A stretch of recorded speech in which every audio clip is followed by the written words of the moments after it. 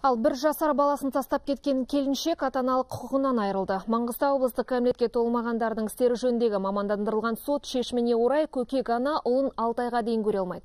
Кішкентай Бекнұр уақытша сәбилер үйіне тапсырылды. Сотта белгілі болғандай, 30 жастағы келіншек 4 ай бұрын бірге енді толған баласымен заңсыз некедегі күйеуін тастап, Оңтүстік Қазақстан облысына кетіп қалған. Бала болса қараусыз қалады. Күн астында бесікке таңылып жатқан сәбиді бала дәрігері байқап қалған.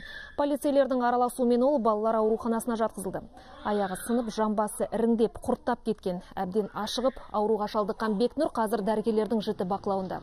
Барынша қорланған бөбек 1 жасқа толса да не отыра алмайды, не жүре алмайды. Баланың өміріне қауіп төнгендіктен білім басқармасы оны ата-анасынан айыруды жөн деп тапқан.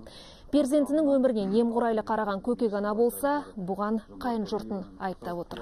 Мұрзаев Жадыра Жанбарбаев кәмелетке толмаған 20 мамыр 2010 жылы туған Мырза Бекнұр Алмасұлына қатысты ата-аналық құқығынан шектелсін.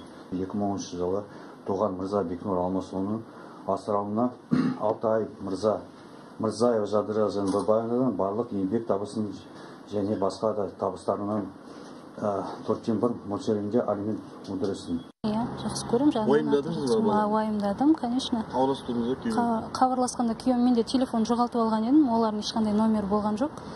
Кеше телевизордан хабарлаған нені көріп, содан кейін келіп отырмын. Балаңызды алып кетесіз бе? Алып кетем, Құда қаласа.